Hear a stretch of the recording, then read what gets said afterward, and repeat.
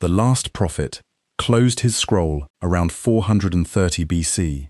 The year was 430 BC, and then, as far as the biblical record is concerned, God went silent. No new prophecy, no burning bush, no angel appearing in a dream to redirect the course of a nation, just silence. 400 years of it. And here is what makes that silence so strange. When the New Testament opens, the world looks almost nothing like the one Malachi left behind. The language has changed. The rulers have changed. The religious landscape has fractured into competing sects that would have been completely unrecognizable to Isaiah or Jeremiah. Even the very air of Judea feels different. Greek, cosmopolitan, restless, and bristling with an almost desperate hunger for a Messiah.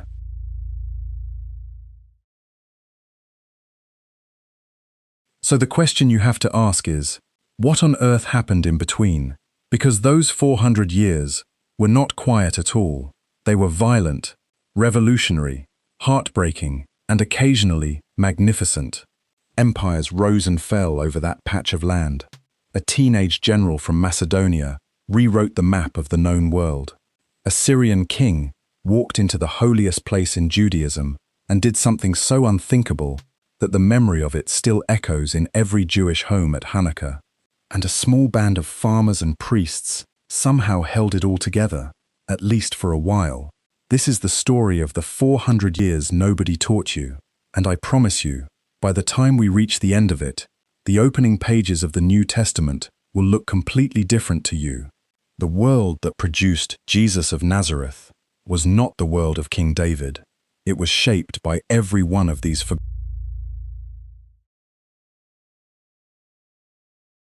forgotten centuries. And once you see that, you cannot unsee it. Let us begin where the story begins, with a crumbling empire and a people still trying to find their footing. The Hebrew scriptures close in the shadow of the Persian Empire.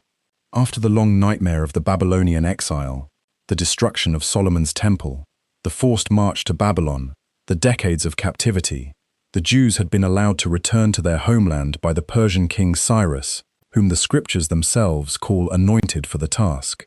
A second temple had been built. Jerusalem was slowly coming back to life, and prophets like Ezra and Nehemiah, and finally Malachi, were doing the hard, unglamorous work of spiritual reconstruction, calling the people back to the law, renegotiating what it meant to be a nation without a king of their own. Malachi's closing words carry a particular weight in hindsight. He speaks of a messenger who will come, of hearts turning, of a great and terrible day, and then nothing. The Persian period grinds on for another century, and Judea exists as a semi-autonomous province, paying taxes to a distant throne, managing its own religious affairs with a degree of tolerance that, by the standards of the ancient world, was actually remarkable. It was not glamorous. It was not the golden age anyone had dreamed of, but it was survivable. And then, in the 330s BC, a young man from Macedonia arrived and changed everything. Alexander the Great was around 20 years old when he crossed into Persia. He was probably younger than anyone you would trust to manage your household finances, and he was about to dismantle the largest empire the world had ever seen. Within a decade, he had done it. Egypt, Persia, Babylon, and enormous swathes of Central Asia all fell before his army in a campaign that still reads like myth. And Judea, small, landlocked, sandwiched between powerful neighbors, fell into his orbit almost without a fight. The ancient sources, including the Jewish historian Josephus, writing centuries later, record a story of Alexander himself visiting Jerusalem and being received with surprising respect. Whether that story is historically precise or embellished over the generations is genuinely debated, and I would not stake anything important on its details. What is not debated is the effect of Alexander's arrival on the Jewish world. Because Alexander did not just conquer territory, he carried with him an entire civilization, Greek language, Greek philosophy, Greek religion, Greek city planning, Greek ideas about the body, about beauty, about what it meant to be educated and civilized and modern. The Greeks called this cultural export Hellenism, and it did not arrive with swords drawn. It arrived with theatres and gymnasiums and libraries, and a seductive idea that the Greek way of life was simply better and that any people with sense would adopt it. For a significant portion of the Jewish upper class, that offer was genuinely tempting. Greek was becoming the language of trade, of literature, of power. If you wanted to participate in the wider Mediterranean world, if you wanted to be taken seriously, do business, have a conversation with the educated elite of Alexandria or Antioch, you needed to think in Greek terms, and many Jews did, some enthusiastically. But for others, Hellenism was an existential threat. The Torah was in Hebrew, the temple rituals were ancient and specific, the laws of clean and unclean food, of Sabbath observance, of circumcision, these were not cultural accessories. They were the identity of the people, the covenant written in practice. And you can begin to feel, even at this early stage, a fault line running through Jewish society that would crack wide open within 2 generations. On one side, the accommodators, those willing to adopt Greek customs to varying degrees. On the other, the traditionalists, those who saw every concession as a step toward erasure. That tension would eventually produce one of the most dramatic stories in all of ancient history. But first, we have to talk about what happened after Alexander died. Alexander died in Babylon in 323 BC, and he died without a clear heir and without having made adequate arrangements for the empire he had built. His generals, known to historians as the Diadochi, the successors, spent the next several decades tearing that empire apart among themselves in a series of wars that make the average political drama look tame. Judea ended up under the control of the Ptolemies, the Greek dynasty that ruled Egypt from the magnificent city of Alexandria.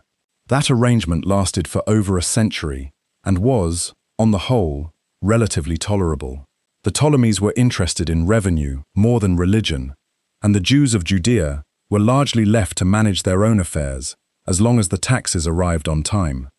It was during this Ptolemaic period, incidentally, that one of the most consequential events in the history of Scripture took place, one that rarely gets the attention it deserves.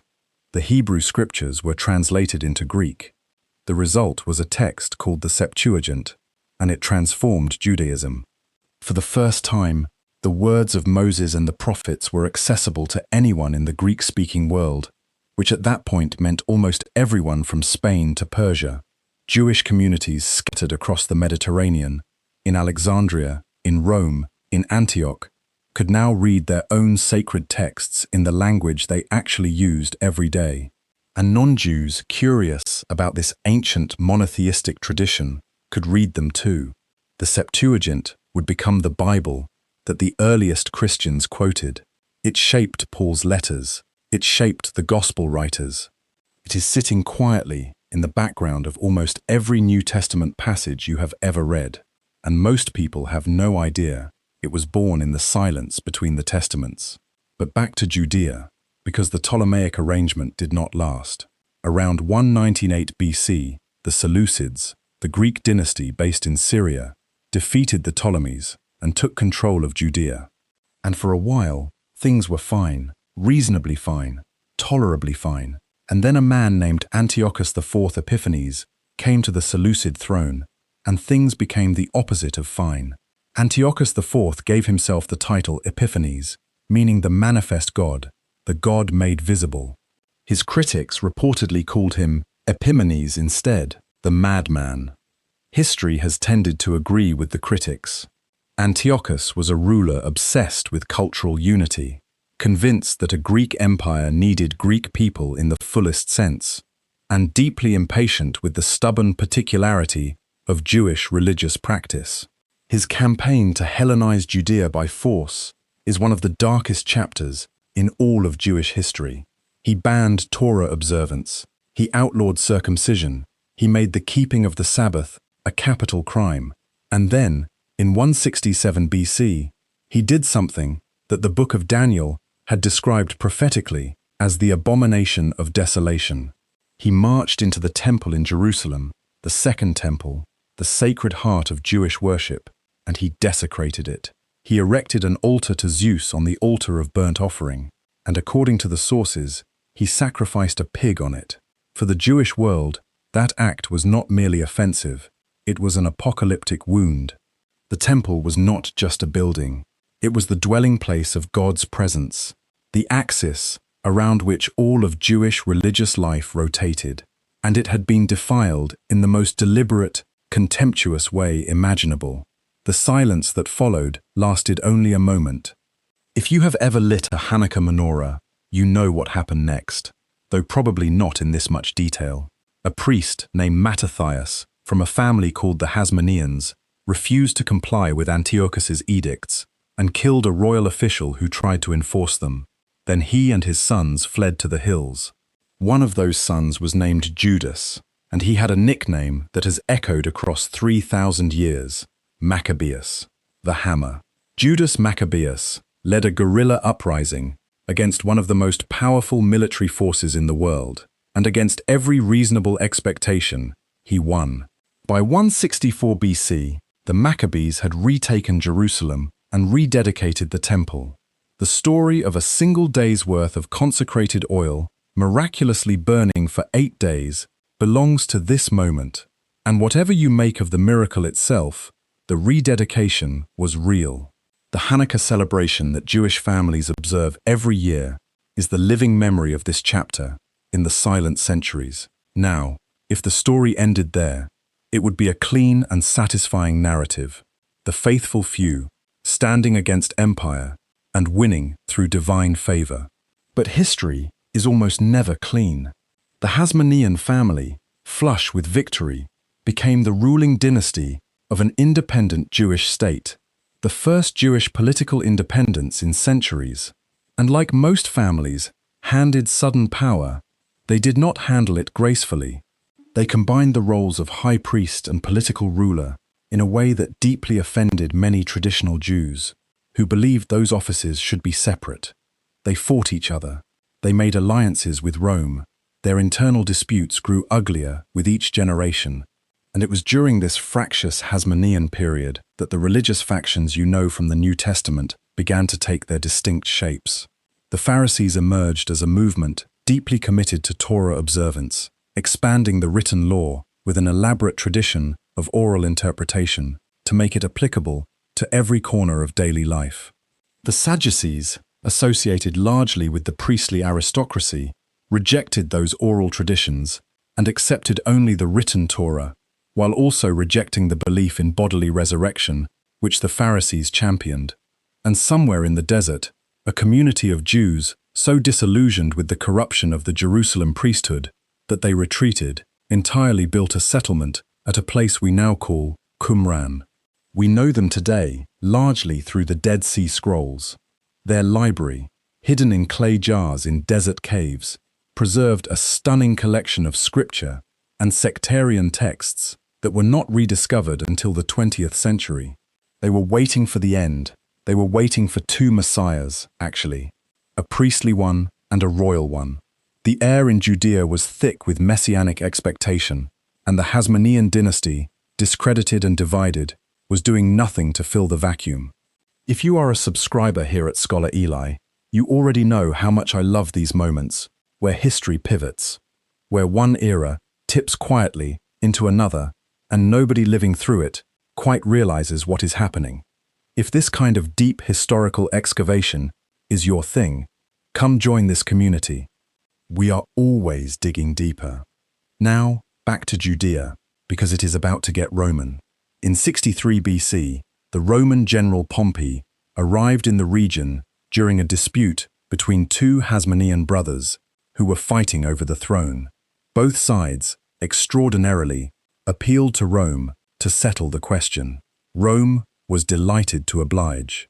Pompey marched his legions to Jerusalem, laid siege to the Temple Mount, and after a brutal siege, entered the city. In a moment that became infamous, Pompey walked into the Holy of Holies, the innermost chamber of the temple, where only the high priest was permitted to enter. and only once a year, on the Day of Atonement. He walked in and looked around, and reportedly walked out without touching anything. Whether that restraint was respect or simply calculated political theatre is something historians still debate. But from that moment forward, Judea was a client state of Rome, and the Hasmonean dynasty was effectively finished. What Rome installed in their place, after some turbulent decades of political maneuvering, was a figure you may recognize, an Idumean, a descendant of the ancient Edomites, named Herod. We have covered Herod in his own dedicated episode on this channel, and that man deserves every minute of it. But the point here is what Herod represents in the arc of these 400 years. He was not Jewish by heritage in the traditional sense. He was appointed by Rome. He rebuilt the temple into one of the architectural wonders of the ancient world, partly out of genuine piety, partly out of political calculation, and partly because Herod simply could not look at a structure without wanting to make it bigger. And he was deeply, pathologically paranoid, executing members of his own family when he suspected disloyalty. By the time Herod died, somewhere around the turn of the millennium, Judea was a land of extraordinary religious intensity, sitting inside a Roman imperial framework. The temple gleamed on its hill. The Pharisees argued in the marketplaces. The Sadducees administered temple politics. The Essenes waited in the desert. And ordinary Jewish men and women, farmers, fishermen, tax collectors, carpenters, lived under Roman occupation and dreamed, some of them quietly and some of them loudly, of something more. That is the world the New Testament opens into. That is the world that shaped the questions Jesus was asked, the crowds he drew, the enemies he made, and the hope he represented. The 400 years of silence were not silent at all. They were a slow pressure building, century by century, empire by empire, betrayal by betrayal, until the world was primed for something to break. And the strangest thing about it is this. Every one of the forces at work in that world, Greek philosophy, Roman law, the fractured Jewish sects, the Septuagint spreading Hebrew scripture across the Mediterranean, the aching hunger for a deliverer, all of them, whether they intended it or not, set the stage for the story that followed. History rarely feels designed, but sometimes you stand back and look at 400 years of chaos and conquest and ask, what were the odds that all of this would converge exactly here, exactly now, in this particular small corner of the Roman Empire? That is not a question I can answer, but I cannot stop turning it over. So here is what I want to ask you, down in the comments. Of all the events in those 400 years, the Maccabean revolt, the rise of Rome, the Hellenization of Jewish culture, the birth of the Pharisees and Sadducees, which one do you think had the deepest impact on shaping the world the New Testament describes? I read every comment, and on a question like this, I genuinely want to know what you think. If you want to keep following this thread, our episode on what happened to King Herod fits perfectly right here. His life is one of the strangest footnotes in this whole story, and the details will genuinely surprise you.